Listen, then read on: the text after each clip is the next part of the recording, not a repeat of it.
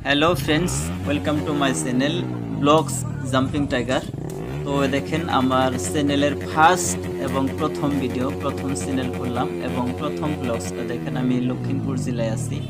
तो लखीमपुर जिलार राजपथे जे बाच्चागुना जे देखছেন এই বাচ্চাগুনা মানে প্রায় স্পিডে রেস টাইনে টাইনে এই পুলিশের সামাদে 2-3 বার করে রাজপথে একবার এদিকে গেছিল একবার ওইদিকে গেছিল।